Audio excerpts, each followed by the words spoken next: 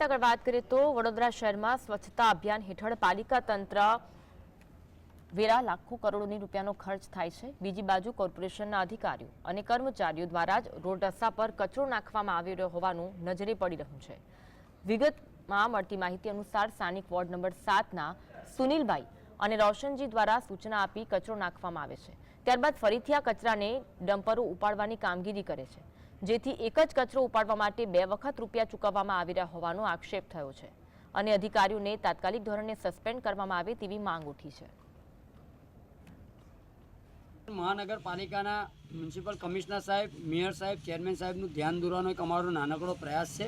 ward number 7માં આવેલ જે બહુચરાજી સ્મશાન પાસે આજે તમે જોશો કે લોકો કચરો ફેંકી જાય છે, પરંતુ